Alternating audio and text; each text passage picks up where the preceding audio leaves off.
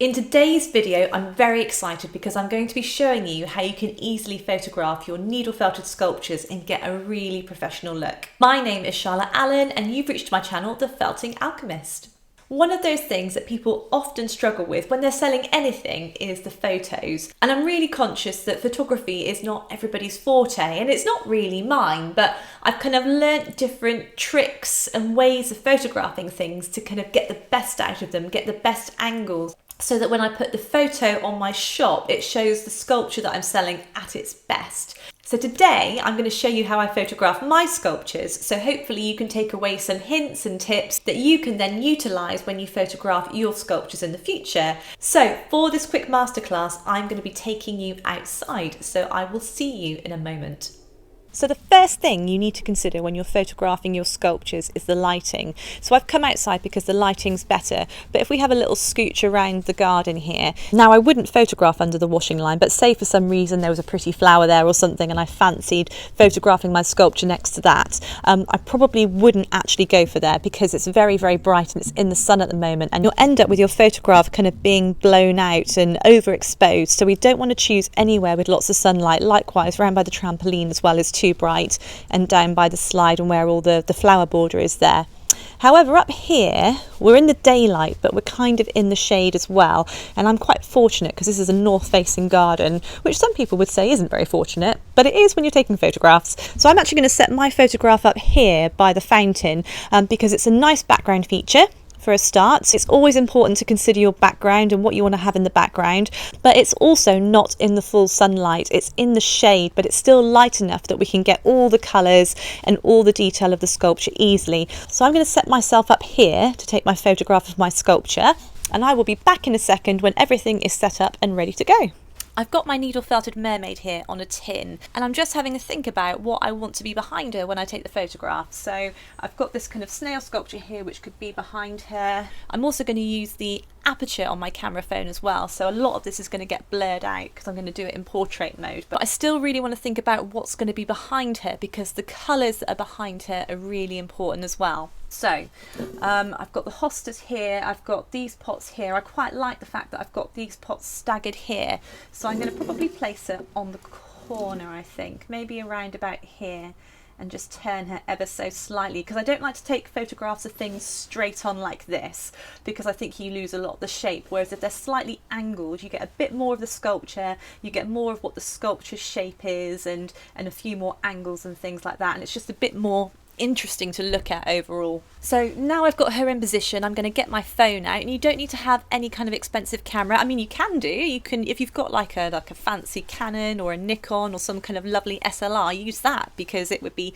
silly not to. But I'm a bit basic when it comes to my photography skills, so I'm just going to stick with my camera phone here. And obviously you normally use my iPhone, but I'm using my iPhone to film this, so I'm going to use this Pixel instead. But you can't go wrong with a bit of Android. So what I want to do is not only think about the aperture, but I also want to think about the position of where the mermaid sits in the photograph. And you may or may not have heard of the rule of thirds, but effectively what you want to do is you want to look at your camera screen in thirds, and you want to place your subject matter in one of those third areas. So I never photograph anything straight on because again it just looks kind of boring, whereas if you photograph it slightly to the side in that third, it just makes the photograph more interesting to look at. I don't know why that is. I'm sure that there's probably some photographers among you that can tell me why that is, but all I know is that it makes it look more interesting. So I'm going to photograph her on the right side of the camera in that third there. So I'm going to step back a bit. I don't know if you can see this on the camera. And I'm just going to focus her in. So I'm just going to focus on my mermaid, and then I'm just going to take the photo.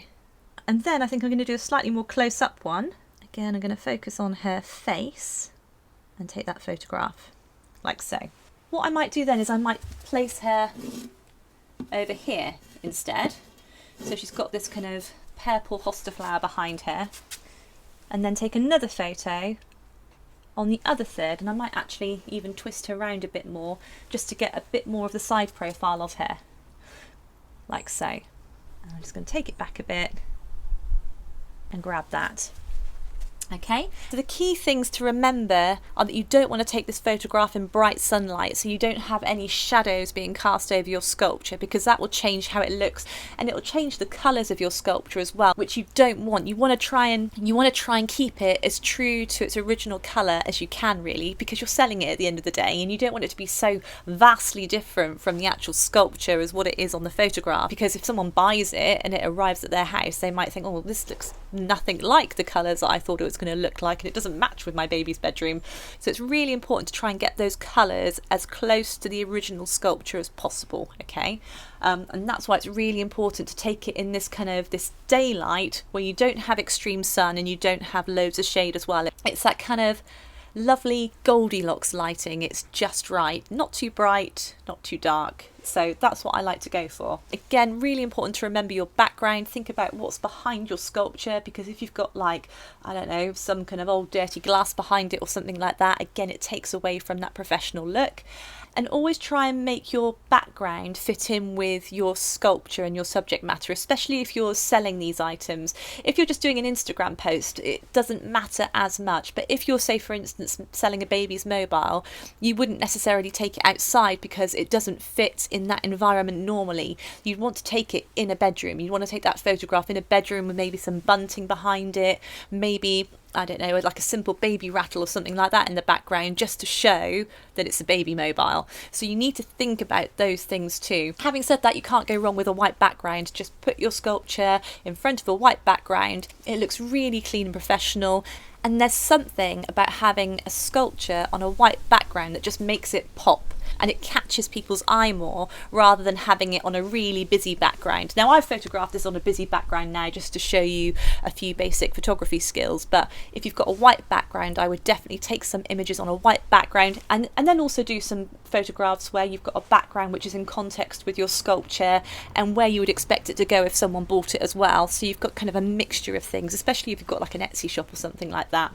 So those are things to bear in mind. So let's have a look at the photographs I've taken inside. Right, so these are the photographs that I've taken. So this is the first one I took on the right hand side, and then this is the up close one that I took, just sort of with more of her face and her torso in the shot. And then I've got these other two that are on the other side, on the left hand side. And you can see why it's really important to use that rule of thirds technique. And also the lighting is really nice and natural. It's not too bright. So the only thing that I will probably do with these photographs now is crop them slightly, just to kind of make them more Instagram friendly. So all I'm just going to do is go into edit, and I'm just going to take out some of this foreground, because we don't need that foreground in there. It's too much and it doesn't do anything for us. So I'm going to get rid of that and go closer up to her tail. And I'm going to get rid of some of that upper foreground as well, just to square it off a bit more. I'm just going to bring that down. I don't want to lose any of her hair or any part of her tail outside of the photograph. I'm just going to take that up a little bit more and take that down just a touch so it's a bit more square on. Move that slightly out. There we go. So I'm happy with that. So I'm going to save that copy.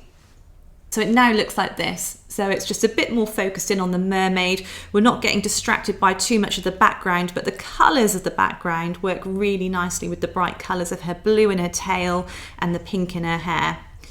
I really like this photograph, and again you can see why it's important to angle your sculpture slightly, so you're not just taking your photograph straight on. You're getting a lot more of the angles of the mermaid, you're getting a bit more of the side profile of her tail, you're getting more of the tin in that she sat on as well, and then you can see a bit more of that side profile of her face too. I don't really need to do too much with this. I'm probably just going to crop again a little bit of the bottom out because it's unnecessary and we don't need it. And then I'm just going to save that. What you could do is you can sometimes just enhance. Let's just see what happens when we do that. And for somewhere like Instagram, I would say, yeah, do that, because it just improves the image. Although I think this kind of blows it out a little bit. I don't like that. I think I'm going to stick with the normal colours. But you can enhance when you're doing things like Instagram or anything like that. but I wouldn't recommend doing it if you're going to be using the images for selling a product in your shop, because again, like I said earlier on, it's going to change those colours and it's not going to give the customers a really true idea of what the colours are within the sculpture if you're going to start messing around with the saturation and things like that. So I really hope you found that useful, and if you're not very confident in photographing your sculptures, hopefully I've given you some tips to take away and have a practice with in terms of the lighting and how you set your sculpture up before you photograph it. I really hope you enjoyed this video and found it useful. If you did, if you could like it, that would be amazing because it just gets shared with more people then. Thank you again so much for subscribing to my channel, and I will see you tomorrow with more needle felting hints and tips. Bye!